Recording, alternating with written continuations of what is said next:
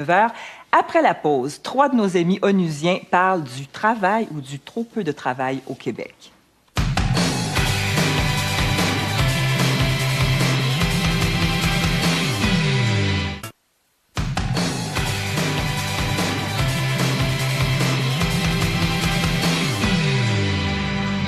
ONU.tv, c'est 8 Québécois venus d'ailleurs qui, par groupe de 3, parleront de questions d'actualité de société tous les 15 jours à Bazo.tv. Ils ne sont ni des porte-parole ni des experts.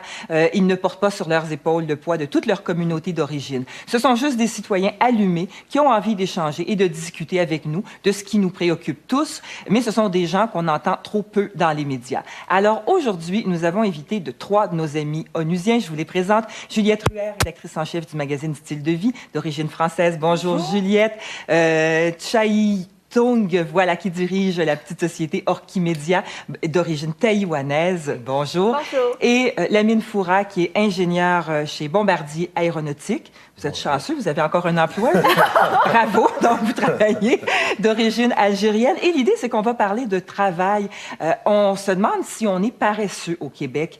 Est-ce que c'est pour cette raison qu'on dit le Québec immobile? L'ancien premier ministre Lucien Bouchard y allait récemment d'une de ses sorties retentissantes sur notre peu d'entrain envers le travail. Alors, qu'en pensent des Québécois venus d'ailleurs? C'est vrai, c'est une intervention, celle de Lucien Bouchard, qui a vraiment piqué tout le monde partout dans la société, les patrons, les syndiqués, les vieux, les jeunes. Quelle corde sensible, à votre avis, Juliette Ruher, a-t-il touché Lucien Bouchard pour que ça nous fasse tous réagir à ce point-là? Pour tout le monde, je ne sais pas. Personnellement, j'étais morte de rire. Morte de rire? J'ai trouvé ça effarant. Pourquoi? Effarant. Parce que moi, quand je morte suis arrivée... de rire pour pas pleurer ou oui, quoi? c'est ça, morte de rire pour pas pleurer. Parce que, penser que les Québécois sont des gens paresseux, d'abord, une société en général, est-elle paresseuse ou pas? Oui. C'est un petit peu gênant de poser ça comme ça, mais penser que les Québécois soient paresseux, ça me paraît effarant. Venant de France, où, à table, on prend 1h30 pour manger... Ah, vous avez réduit votre temps à table? Excusez. All right. Ça commence très bien. Non, mais c'est vrai. C'est vrai, c'est arriver comme ça dans une société où on dit tout d'un coup, attention, vous ne travaillez pas assez, vous êtes un peu paresseux, vous devriez être comme ci, comme machin, comme truc. Je pense surtout venant d'un politicien qui aurait pu faire la job. Exactement. Oui, ça aussi, ça m'a fait beaucoup rigoler. J'ai trouvé ça très étonnant. Continuez, Lamine. Au fond, moi, c'est ça qui m'a un petit peu intrigué, c'est que si c'était un sociologue ou un universitaire, un chercheur, ça peut être acceptable, mais d'un politicien que lui-même devait faire des choses pour que les gens travaillent, c'est vraiment décevant. D'autre part, je pense que dans le débat, il y a une confusion entre le travail comme valeur sociale, qui peut être évalué à travers le bénévolat. Les Québécois font beaucoup de bénévolat, à travers donc l'activité sociale d'une façon globale, et le travail en relation directe avec la productivité. Maintenant, s'il y a un problème de productivité au Québec, je ne pense pas qu'on peut commencer à dire aux gens, parce qu'ils ne connaissent pas, je pense que les politiciens, surtout lui, devaient mettre en place les mécanismes. On sait très bien qu'au Québec, on n'investit pas beaucoup au niveau de la formation des gens, par rapport à l'Ontario et aux États-Unis, qu'il a comparé. Et ce qui m'a aussi déçu d'un autre côté, on a tendance au Québec à vouloir être soit trop américain ou, disons, canadien-anglais. Je vais demander de prendre ce micro-là, il semblerait. Pour moi, non, c'est moi. On ne m'entend plus. OK, bon, c'est bon. Donc, on a tendance au Québec à vouloir se comparer aux autres trop, je pense. Je pense qu'on est bien on n'est pas européen, mais on n'est ni américain, ni canadien-anglais. Je pense qu'on doit renforcer nos valeurs, et même notre système de travail ne peut être évalué que dans le contexte de nos valeurs francophones. Oui. Première réaction donc à cette sortie de Lucien Bouchard, Chahi? Mais en fait, je l'ai écouté, puis j'ai aussi écouté les commentaires de tout le monde, puis les gens réagissent de façon très forte.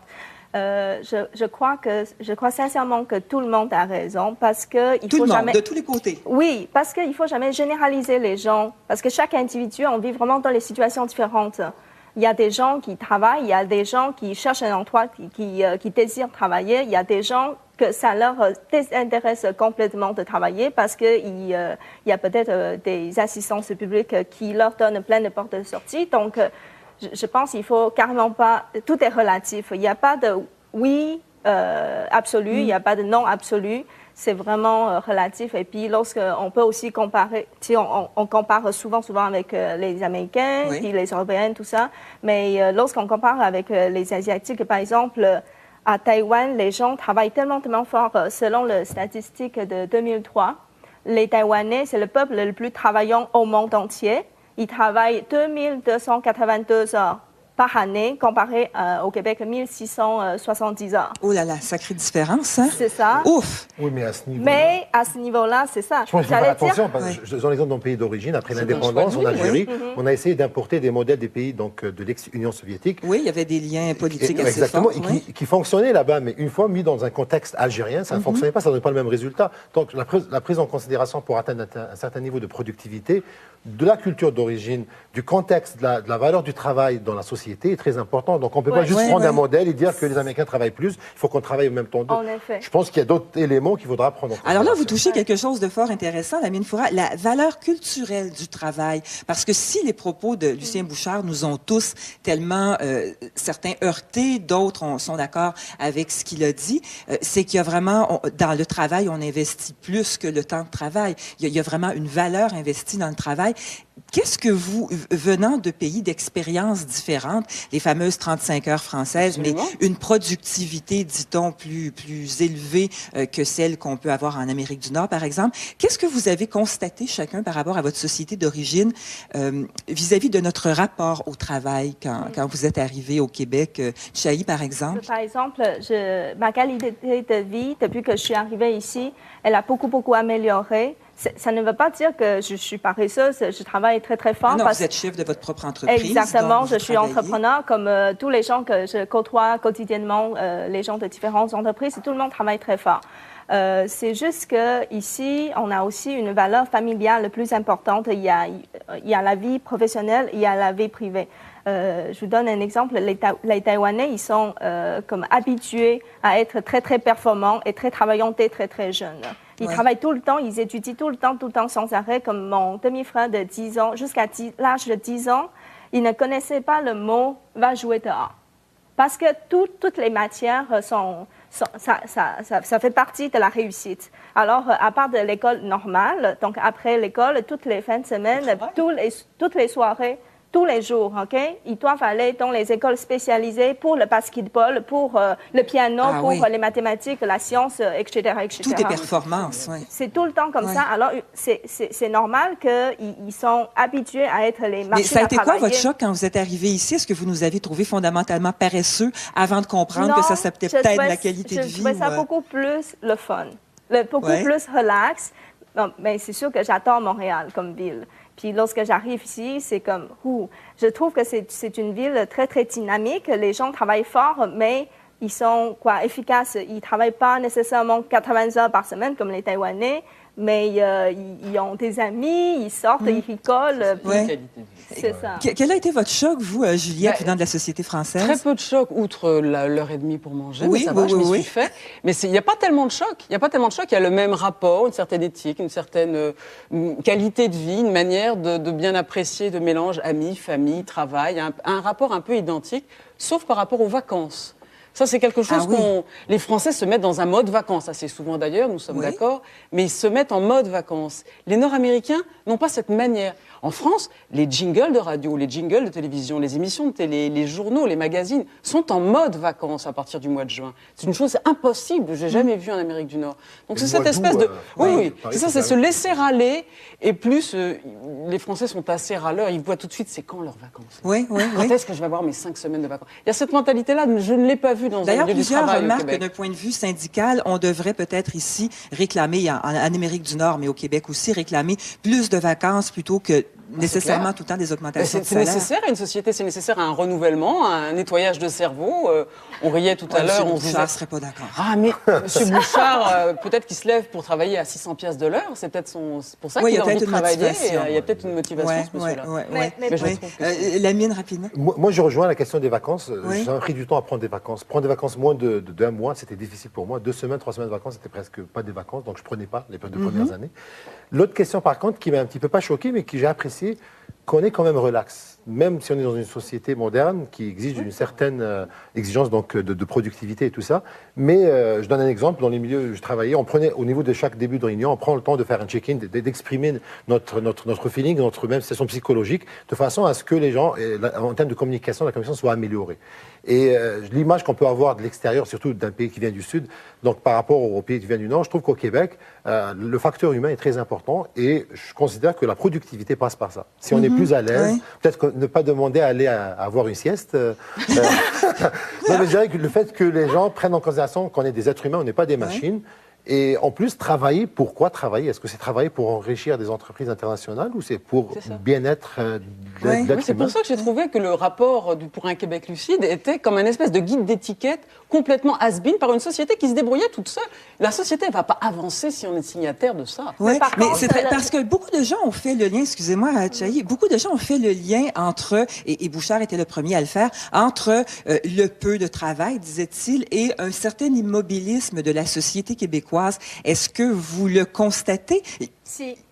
Vous le constatez? Je constate. De quelle manière? Mais je crois que, mais d'après moi, c'est que principalement, il y a deux problèmes. Le premier, ça serait le taux d'imposition est trop élevé. Et puis ça, c'est que... Pour les entreprises ou pour les particuliers? Les deux. Alors, par exemple, les individus, lorsqu'il y a, par exemple, en Ontario, le taux d'imposition le plus élevé, ça va commencer à changer lorsqu'on gagne 115 000 ou plus. Mais tandis qu'ici, aussitôt qu'on gagne 60 000, par exemple, là, le taux d'imposition est déjà au maximum. Ouais. Alors, ça va juste inviter aux gens de, pourquoi est-ce que je vais travailler plus? De toute façon... sur ça. Oui, d'accord. Moi, je peux être d'accord, mais il y a toujours une perception de paresse de la part des gens qui sont un petit peu à droite de la société. C'est ça qui est très agaçant. Ce n'est pas la seule façon de diriger une société. On n'a pas un guide d'étiquette. Attention, il faut mettre les deux mains sur la table, parce que si tu ne mets pas les deux mains sur la table, tu ne manges pas bien à table. Moi, je pense que c'est une question de perception et aussi c'est une question idéologique, purement idéologique. Je pense qu'au Québec aujourd'hui, dans le sens où c'est des gens de droite qui vont commencer à justifier des exceptions à des gens qui ont profité du système pour remettre en cause le système. Je pense qu'aujourd'hui, au Québec, on a un système qui est plus ou moins de gauche, par rapport surtout à l'Ontario ou à l'Amérique, donc aux États-Unis. Et c'est un système qui fonctionne et qui, s'il y a des gens qui vont profiter du système ou qui on peut percevoir une certaine immobilité, c'est des exceptions. D'une façon globale, je pense que le système québécois permet aussi, ou motive les gens à travailler et à gagner plus, parce qu'en gagnant plus, le Québec et Montréal offrent une qualité de vie beaucoup plus supérieure si on a beaucoup d'argent par rapport à l'Ontario et aux États-Unis. Oui, vous dites que c'est une question idéologique. Est-ce que ça se peut aussi que ce soit une question générationnelle? Vous êtes la plus jeune parmi nous, Chahi. On constate que, et souvent les gens aux côtés de M. Bouchard, donc, font partie des baby boomers et plus, et ce sont souvent des gens qui ont un âge plus avancé qui disent, on est un peu paresseux et on travaille pas au Québec, alors que dans des générations plus jeunes, on relativise conciliation travail-famille, tout n'est pas dans la valeur travail. Non, mais il y a aussi le type de travail. C'est que dans cette génération, le travail manuel était beaucoup plus présent, était beaucoup plus valorisé. Oui, aujourd'hui, le Québec, on produit plus de la consultation, on produit de la conception, ce qui n'est pas directement lié aux heures de travail, c'est plus les moyens technologiques qu'on utilise, c'est plus la formation pour être plus productive. Il y a un problème générationnel aussi, il y a une méfiance face aux jeunes, là. Oui, vraiment une méfiance, on ne leur laisse pas tout à fait les guides, soyons... Je comprends ce guide-là, je comprends ces questions-là, je comprends très bien, mais soyons un peu généreux. La société ne va pas suivre forcément cette théorie-là. La société va aller où elle peut aller, comme elle peut. Enfin, la masse ne va pas forcément suivre cette théorie-là de soyons libres, conquérants, responsables et lucides. Ah bon, mais je fais comment, moi? Oui. Comment je fais? Je signe où? Comment est-ce que je fais pour être plus démocratiquement... punché, je sais pas comment. C'est sûr que ceux qui travaillent déjà très fort, ils peuvent pas travailler plus fort, sinon ils vont perdre leur famille. C'est ça. Mais pas tous. Il y a les gens qui ne travaillent pas. Quand même. Oui, voilà, il y a vraiment des inégalités également dans cette société. Exemple, et même des gens qui gagnent très peu doivent travailler beaucoup pour arriver à joindre les deux bouts. C'est ça. Une autre belle question dont on risque de parler certainement. On va y revenir. Merci beaucoup tous les trois d'avoir pris votre heure de loge pour venir travailler en studio avec nous. Chahi Tung, Lamine Foura et Juliette Ruher. Merci beaucoup, trois de nos Onusiens qu'on va retrouver dans une quinzaine de jours. Merci.